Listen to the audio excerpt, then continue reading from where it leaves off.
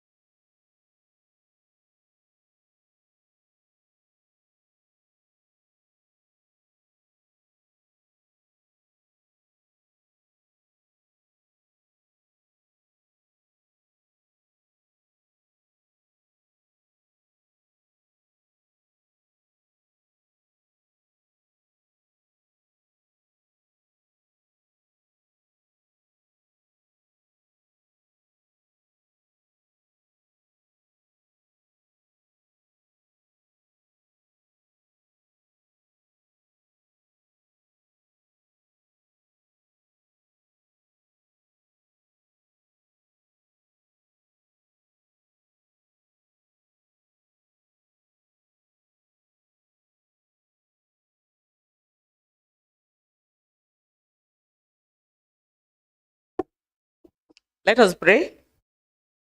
Almighty God, who in your wisdom and goodness have appointed the office of leaders and county assemblies for the welfare of society and the just government of the people, we beseech you to behold with abundant favor as your servants, whom you've been pleased to call to the performance of important trust in this republic.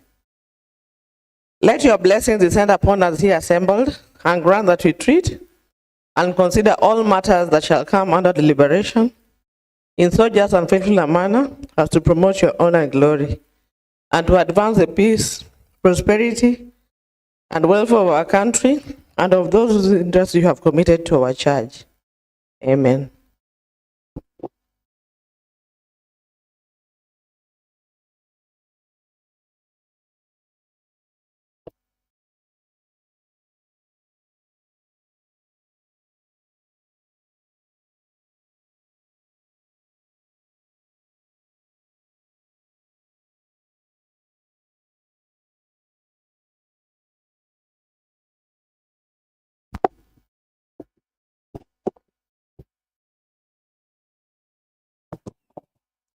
Honorable members, as per standing orders number 32-2, I would like to request the quorum bell to be rung for the first 5 minutes.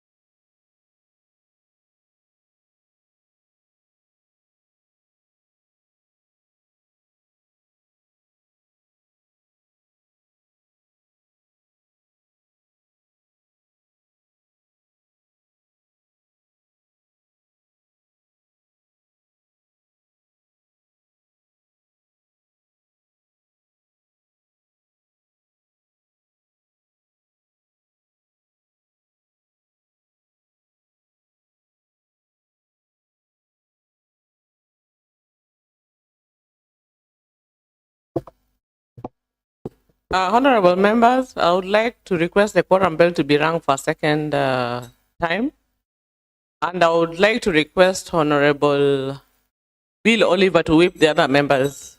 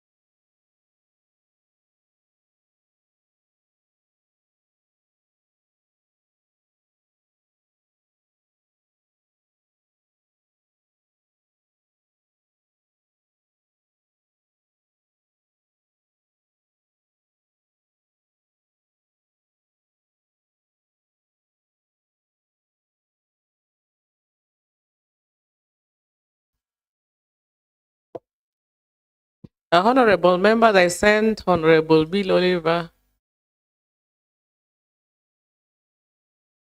to confirm. Honorable Bill Oliver, can you please confirm if you have quorum?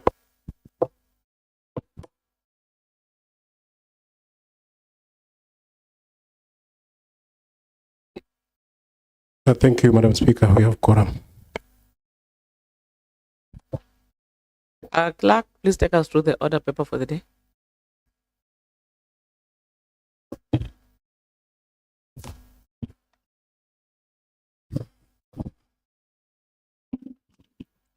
The Third Assembly, 5th Session, Order Paper number 424 of today, Thursday, 28th May 2026 at 2:30 p.m. Order number 1, Administration Oath. Next order. Order number 2, Communication from the Chair. Honorable members, I'd like to draw your attention to the guests in the public gallery, where we have St. John's Mukwea Secondary School from Kakamega County in Matungu Sub-County. I would like to take this opportunity to welcome the guests to Kisumu County Assembly. And I would like to, and as usual, as per traditions, I would like to give an opportunity to only 2 honorable members to say something to the guests. I'll give 1 lady and 1 gentleman. Honorable Benson Adega, I'll give you an opportunity.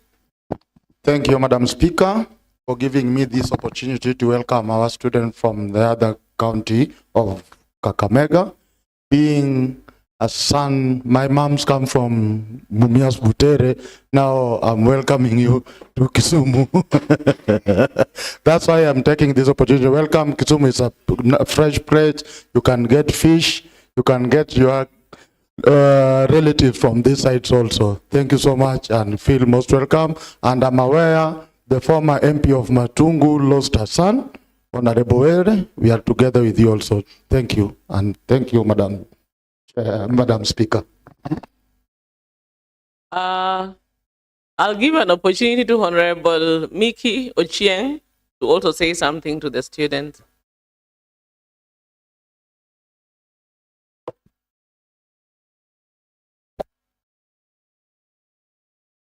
Thank you, Madam Speaker, for giving me an opportunity to say something. Still looking for that something to say. Madam Speaker, I'm not even sure the students are from which school. I was not in when they were getting introduced. So I just want to say welcome to Kisumu County Assembly, and you are the future of this country. So, Madam Speaker, whatever they do in school, they need to have that in mind.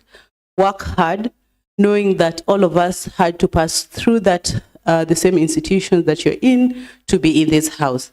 So even as I look at them, Madam Speaker, I can see future legislators. So karibuni sana, sana, sana. Thank you.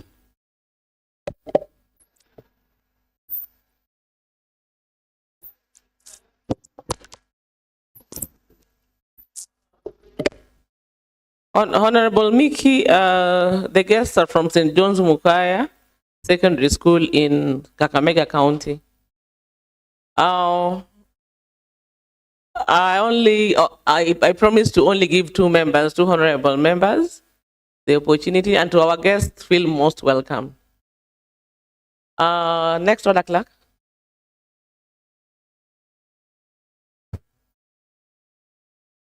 Order number 3, Messages. Next order. Order number 4, Petitions. Next order. Order number 5, Papers.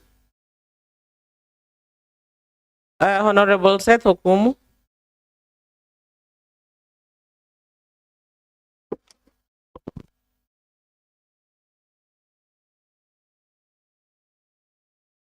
Thank you so much, Madam Speaker. Madam Speaker, pass one to the provision of orders number 192, part 2 of the County Assembly of Kisumu Standing Orders. I wish to table today, Thursday, 29th May 2026, the Kisumu County Early Childhood and Education Regulation 2026.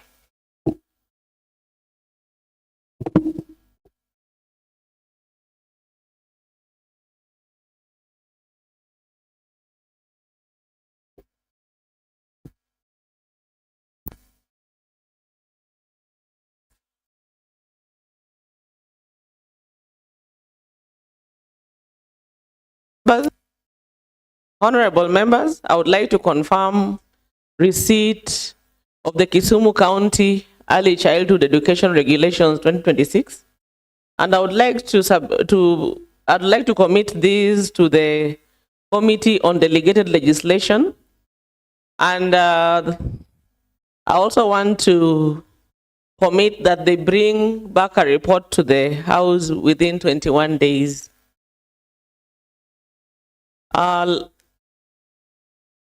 Yes, Honorable Seto Kumu. Thank you, Madam Speaker. Madam Speaker, I would like to lay the second paper on behalf of the Majority Leader, if you allow me. Yes, although I can support the Deputy Majority Leader. Madam Speaker,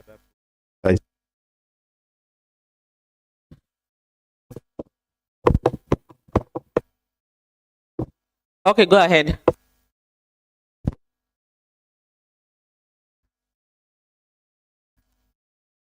Madam Speaker, again, pursuant to the provisions of the County Assembly orders.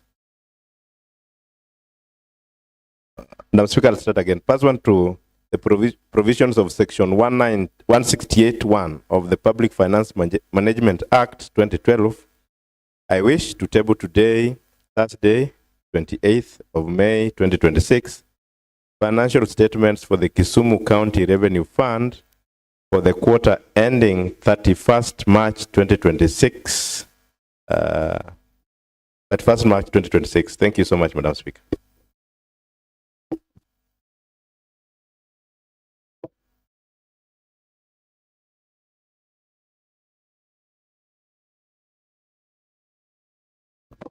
Honorable members, I would like to confirm receipt of financial statements for Kisumu County Revenue Fund for the quarter ended 31st March 2026. And I would like to commit this to the Committee of Finance, and they bring a report back to the House within 14 days. Next, Order Clerk.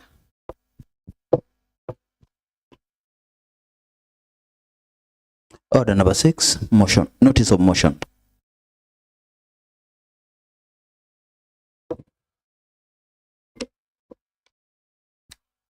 Honorable Moses Ochele.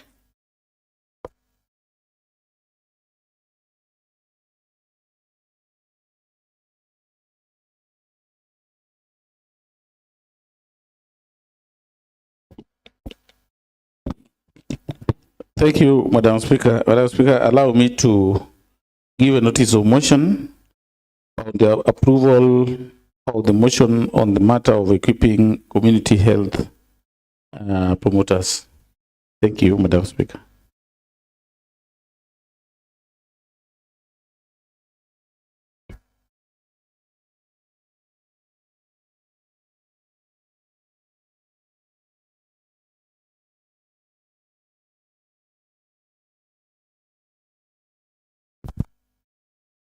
Next, Order Clerk.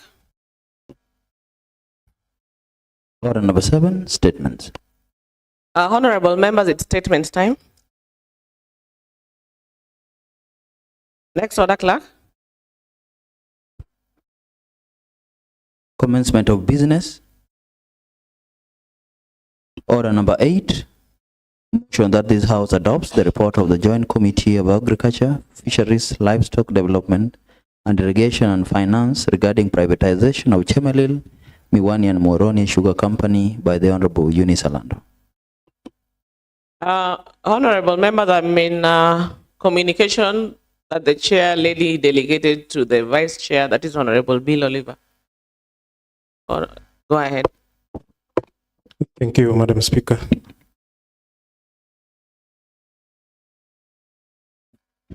Madam Speaker and honorable members, pursuant to Standing Order number 41 to Honorable Moses Ochele during the Assembly sitting on 3rd September 2025, sought for a statement regarding the recent privatization of Chemelil, Miwani and Moroni Sugar Companies.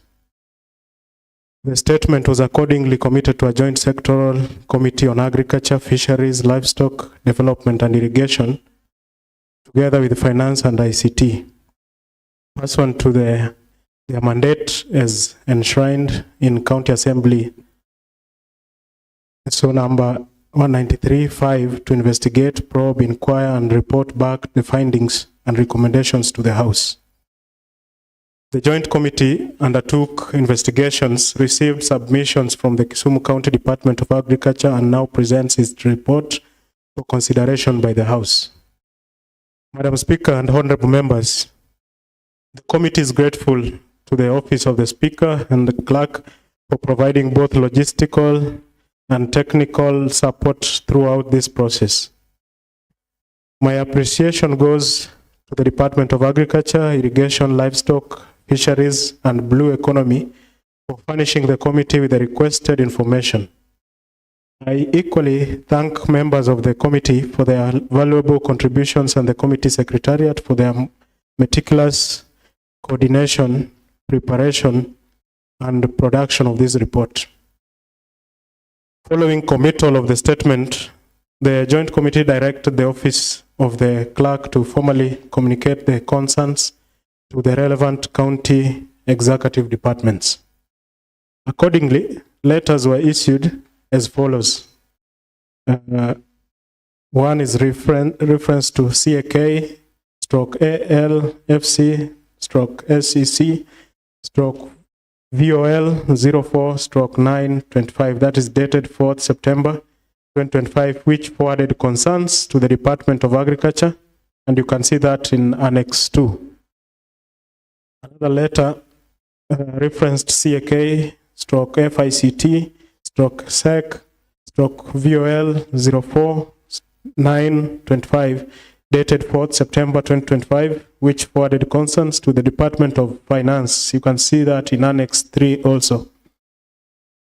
And the response by the respective departments were: the County Executive Committee member for Finance responded through another letter as referenced in the document, dated 1st October 2025, indicating that the Cabinet assigned the matter to the Department of Agriculture, hence the department should fully be accountable and responsible. You can also see that in Annex 4. Owing to delay responses from the Department on Agriculture, the committee issued follow-up letters referenced below. I believe members have that document.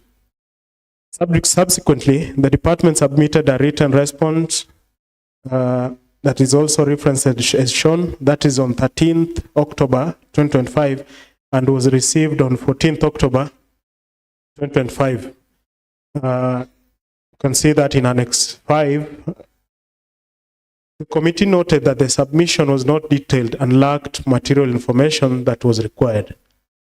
Due to the delayed and inadequate submissions from the department, which hindered the committee from reporting back to the House within the stipulated time frame, the Joint Committee resolved to prepare and table a progress report to the House.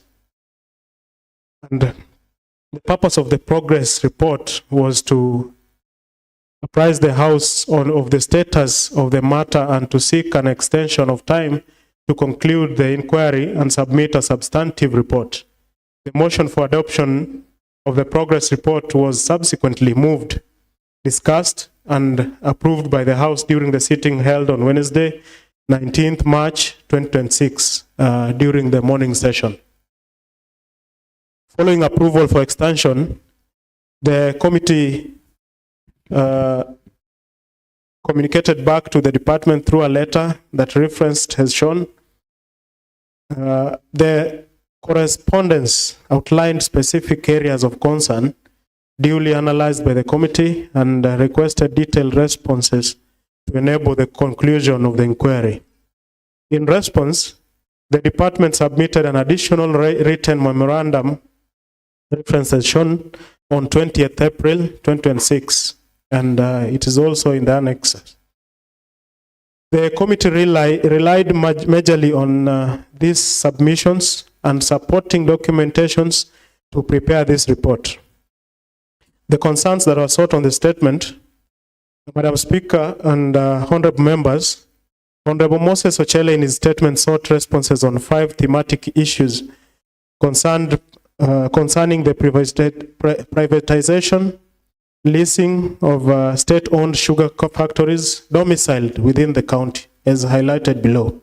1. What were the views, memoranda, or feedback that the residents, stakeholders, and other interested parties during the public participation exercise, and how were these incorporated into the final decision? Secondly, plans on revival of the sugar sector, including the nuclear, land, under ownership of the privatization companies. Number 3, whether there is any plan for collaboration with the County Assembly of Kisumu for successful implementation of the new lease arrangement.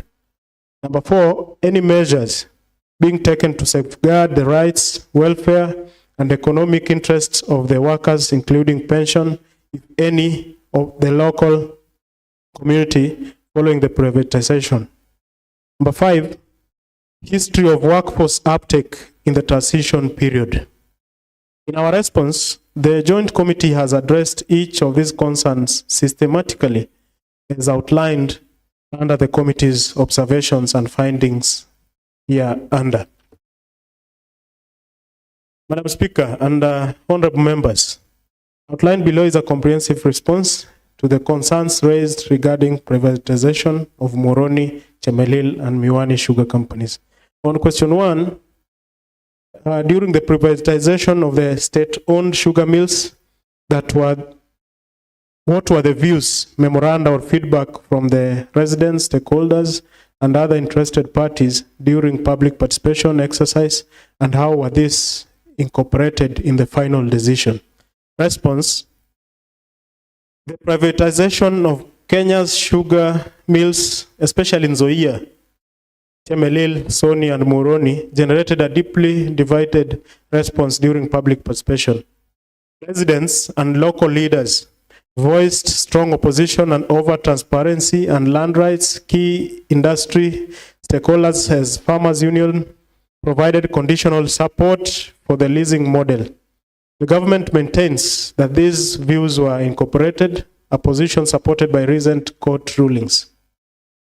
Summary of the public feedback that was there was: 1, residents and local leaders,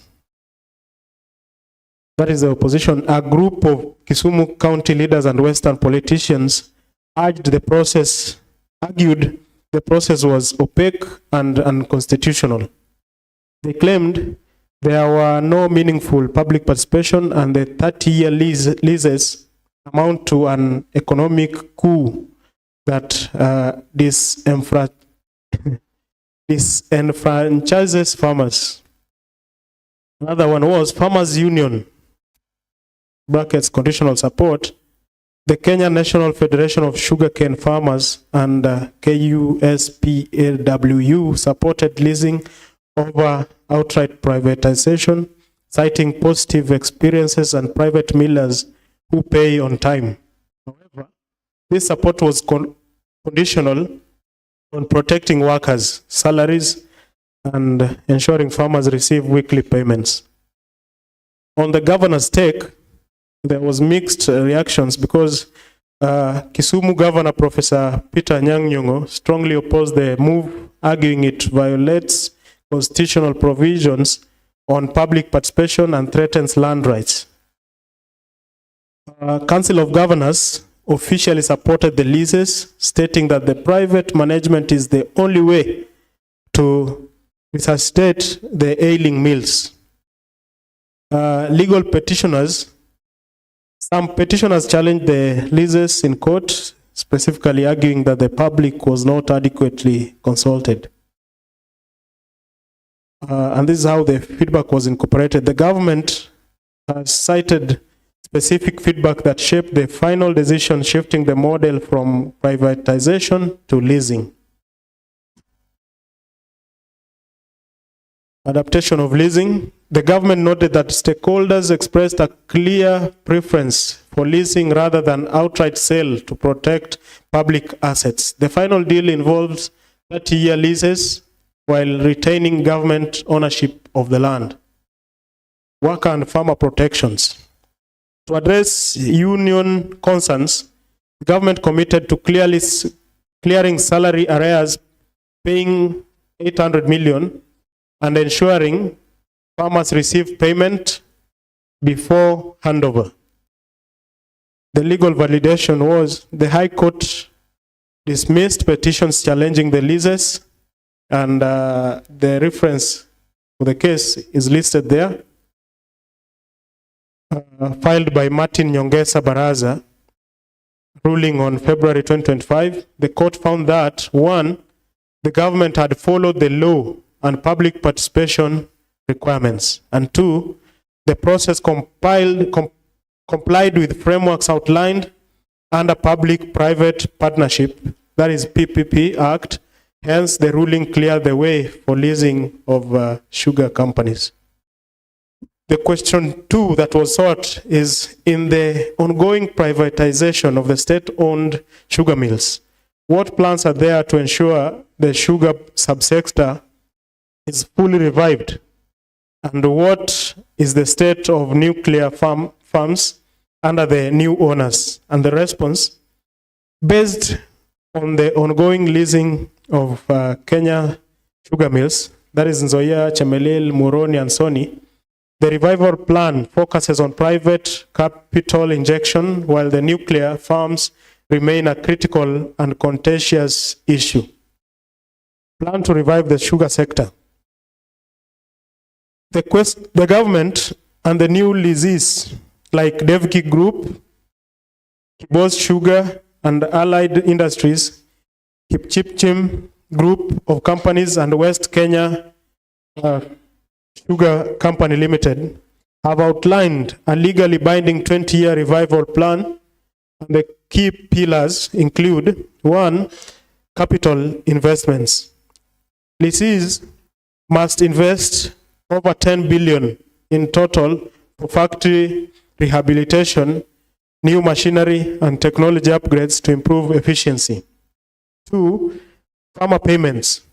A key demand from public participation was timely payment. The new plans enforce weekly or bi-weekly cane payment systems backed by performance bonds. And 3, nucleus estate management leases are required to manage and replant the nucleus estate to ensure a consistent cane supply for factory operations. 4, grower support. Private operators must provide farmers with fertilizers, improved seedlings, and extension services with government facilitation, land consolidation, and zoning. And 5, debt write-off. The government has written off over 100 billion in miller debts to attract private operators who only take over operations, not legal liabilities. The state of nuclear farms under new owners. The nuclear farms, that is the nuclear estates, large sugarcane plantations owned by the mills, are central to revival. Below is their status. On Nzoia Sugar, the 9,000 acres nuclear estate is under Devki Group. They are replanting with high-yielding cane varieties and plan to fully mechanize operations. However, residents have protested, demanding land to be returned to squatters. 2, Chemelil Sugar. The estate is severely degraded. The new leasee, Kibos Sugar and Allied Industries, is required to rehabilitate at least 2,000 acres in the first year as part of the revival plan. And 3, Muhoroni Sugar. The nucleus estate is overgrown with the weeds. The new owners, the Kipchipchim Group of Companies, that is West and Valley Sugar Industry, has begun clearing and replanting. However, progress is slow due to land dispute between the leasee and the Koguta clan that claims ownership of part of nuclear farm. The key challenges: despite the plans, critical issues remain unsolved. One is the land disputes. Local communities claim that parts of the nucleus estates were ancestral land, leading to court cases and protests. Number two, cane shortage. It will take 18 to 24 months for newly planted cane to mature, leaving mills operating below capacity in the short term. And three, infrastructure decay. Old machinery and dilapidated road network require more capital than initially estimated. The third question that was sought is there any plan for close collaboration with county assemblies, that is Kisumu County Assembly, for a smooth implementation of the lease agreement? And the response, there are structured plans to collaboration with the county assemblies, that is including Kisumu County Assembly, though implementation remains a challenge. Existing formal mechanism for collaboration which were bypassed. One, Public-Private Partnership Act requires leases to involve the county assemblies in annual public hearings on lease performance, allowing assembly members to question operators on cane pricing, land use, and service delivery.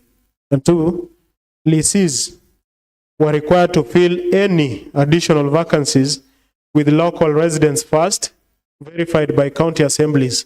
This was not honored. Question 4 that was sought is what measures have been taken to safeguard the rights, welfare, and economic interest of workers, including pension and the locals following the leasing of the state-owned sugar mills. Following the leasing arrangements between the leaser, that is the Ministry of Agriculture and Livestock Development, and the leasee, the private investors, the government formed a leasing transition committee to ensure a transparent, structured, and accountable transfer of assets, liabilities, and workforce. The leasing transition committee's mandate is to oversee and facilitate the smooth, lawful, and transparent handover of all agreed assets, liabilities, and workforce components from the leaser to the leasee, ensuring protection of public interest and in compliance with applicable Kenyan laws. The terms of reference for the leasing transition committee, that is LTC. 1, transfer of assets. A, identify, verify, and inventory of all physical assets, that is the land, buildings, machinery, vehicles, and agricultural equipment. B, oversee the handing over process, ensuring that title deeds and inventory registers are accurately updated. And C, ensure compliance with legal and regulatory requirements governing public assets transfers. And terms of reference number 2 was transfer of liabilities. A, identify and classify outstanding liabilities. B, facilitate negotiations on treatment of liabilities. And C, prepare and endorse a final liabilities schedule. And the third term of reference was workforce transition. A, guide the transfer of employment, contracts, and staff benefits as per the Labor Relations Act, Employment Act, and Collective Bargaining Agreement, CBA. B, ensure no loss of accrued rights, that is pension, salary, arrears, statutory obligations, leave balances, gratuities, and other benefits for workers. And C, on workforce transition, is facilitate communication between management, the leasee, workers, and the union. Local community and economic interests was 1, outgrower priority. Lease terms require leasees to to buy at least 60 to 70% of cane from local outgrower farmers with published weekly payment plans. 2, local employment quota. Lessees must fill 80% of new jobs with the residents from the county government records. 3, cane pricing formula. A minimum cane price is tied to sugar revenue. For example, 65% of meal get price. Reviewed quarterly with farmers representative. And another one was land access safeguards. Where nuclear estate land is contested, the government has retained ownership, 30-year lease only. Communities with valid claims can pursue them in court without lease cancellation.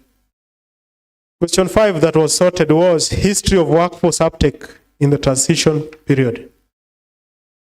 Release workforce status just before transition, just before leasing, the mills had drastically reduced active workforce due to financial distress. And again, Nzoia Sugar, 2,500 permanent employees, down from 4,500, with most of them on half pay or rotational attendance. And on Chemelil Sugar, 1,200 permanent staff remaining. The factory had been idle for over 18 months. And Moroni Sugar, 800 active workers, but salaries were 6 to 9 months in arrears. And in Sony Sugar, 1,500 permanent employees. And seeking to answer that question, how uptake was managed. 1, first 90 days, all existing workers were kept on the payroll while lessees conducted skills, audit, and medical checks. 2, voluntary separation. Workers not taken back, mostly field supervisors and older staff, were offered severance of 15 days per year served, funded by the government. And 3, retraining requirements. Retrained workers had to complete 4 to 8 week training program on modern machinery and safety standards. Those who failed were given 3 months to retake. And on new hires, lessees were required to fill any additional vacancies with local residents first, verified by county assemblies. Notable issues that were raised during transition is 1, Chemelil protests. The 400 workers not retained blockaded the mill for 10 days in early 2025, demanding full uptake. And 2, skills mismatch. At Moroni, 120 retained workers failed retraining and were reassigned to non-technical roles. And on current workforce, as at early 2026, 1, totally trained from pre-lease, 4,950 workers out of 6,000 pre-lease. That is 8.25%. And it applies to all the state-owned mills. 2, new local hires added 1,200.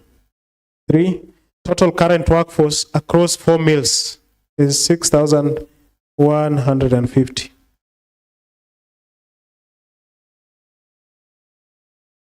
Committee's recommendations. The committee, having considered the foregoing observations and findings, makes the following recommendations. 1, submission and validation of the sugar sector revival plan. That the CCM for agriculture, irrigation, fisheries, livestock, and blue economy to submit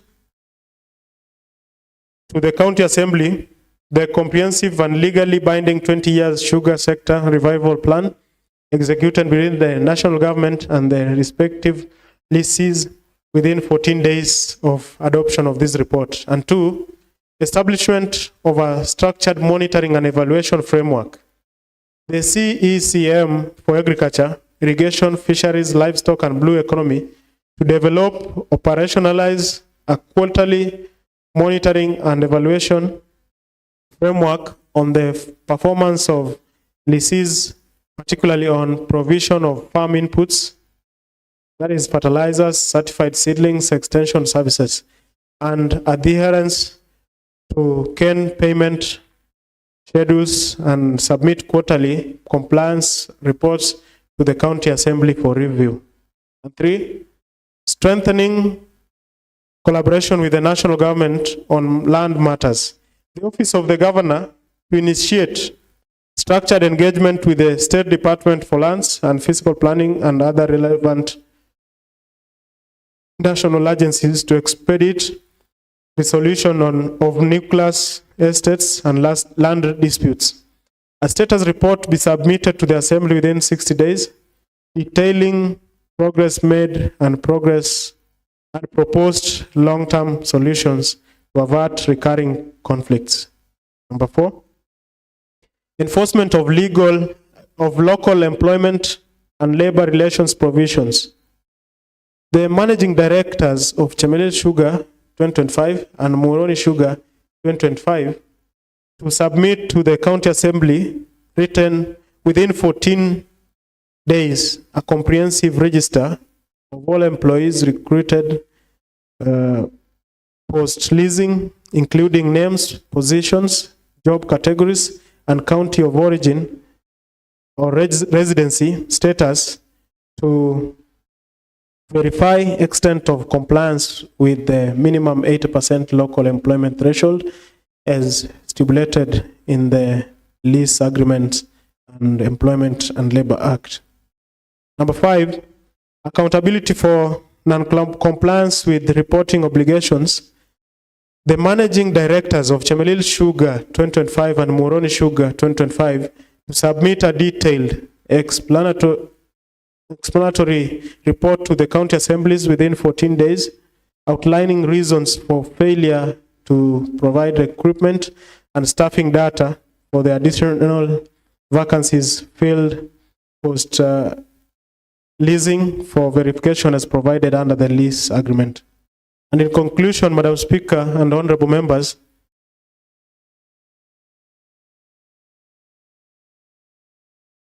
I therefore move the motion and implore this House to deliberate and consider adopting this report.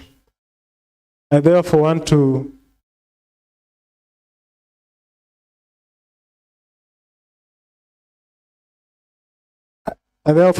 call upon Honorable Peter Henry Obaso to second. Thank you.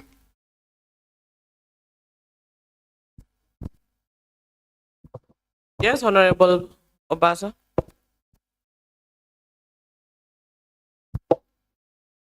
Honorable members, and now that the report of the joint committees of agriculture, fisheries, livestock development, and irrigation and finance regarding privatization of Chemelil, Miwani, and Moroni Sugar Company has been presented and seconded, and as per standing orders, I want to propose a question, and I propose that this report is now open for debate.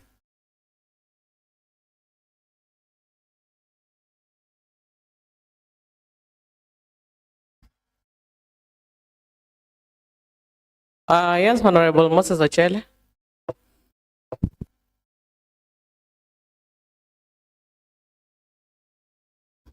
Thank you, Madam Speaker. Allow me to take this opportunity to thank this committee for taking time to bring a report to this House, though the report is long overdue. September 15th last year, the report is brought today towards the tail end of the financial year. And Madam Speaker, when such statements are brought, there are certain elements of urgency which the Assembly realized and gave them a time frame. So bringing it today, generally, we can say some aspects of the report have been overtaken by events. There are certain aspects which required immediate attention or collaboration. But when it is brought today, then some of us fail to know where to start from. Because at the time the statement was born, certain matters were very much pregnant. Worth noting, Madam Speaker, is that adoption schedule, the committee members, we the honorable members of the Joint Sectoral Committee on Finance and ICT and Agriculture, Fisheries, Livestock Development and Irrigation do hereby append our signatures to this report to confirm its accuracy, validity, and authenticity. And then, Madam Speaker, total number of 17 members constituted the committee, the joint committee, where only 3 members could not append their signature. Madam Speaker, going by the magnitude of the concerns, today when the report is being laid, Madam Speaker, the mover even wanted to call upon me to second, forgetting that I'm the originator of the statement. I can only see Honorable Patrick Lumumba as the Vice Chair for Finance and Honorable Bill Oliver being the mover and the Vice Chair for Agriculture. Madam Speaker, by them saying they append their signature to validate the report, they should have been here to help and authenticate the validation of the same. And as well, some were here and they walked out. That means either they walked out in protest, leaving the mover to struggle alone, inviting Honorable Baso, who was not keen even on what he was being invited to second. Madam Speaker, I don't think this trend is a trend that can proceed. I don't think it is a trend that we should allow. It is a bad precedence. The committee members have run away from their own report. So as the originator of the statement, who will I be asking? Just one person or 2 people? Who are these people defending their own report? Or once members have appended their signature, then we assume that that report is for the rest of us?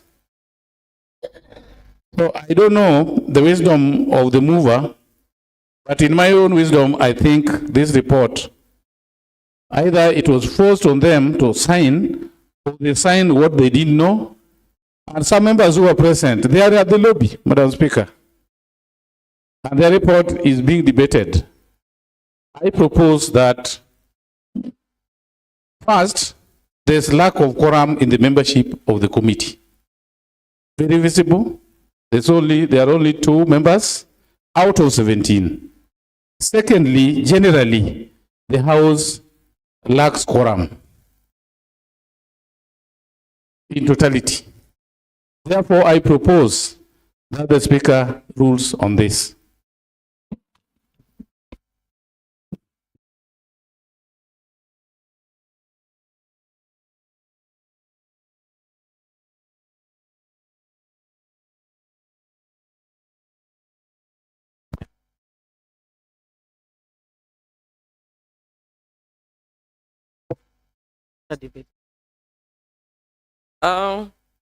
Honorable member, I'll rule you out of order because you rose up to make your contribution on the report. So you're out of order to raise the matter on quorum. So I'll give the House the leeway to continue with the debate. Yes, Honorable Calvin Oraro. Madam Speaker, there is no quorum. Madam Speaker, there is no quorum. And it's good. I know you're blind and we're just reminding you to see and confirm if there's quorum, but there's no quorum. Business. Thank you, Honorable Calvin Oraro. We have the Deputy Leader of Majority, Honorable Lumumba Wade. Please, can you confirm if you have quorum?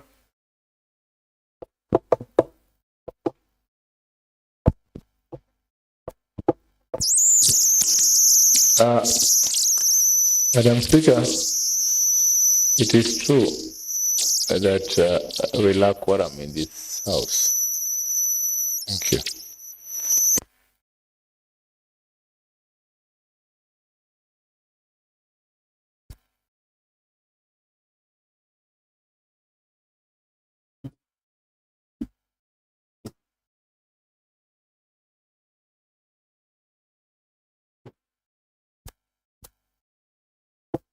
Honorable members, we have a confirmation from the Deputy Majority Leader that we lack the quorum to continue with the House business.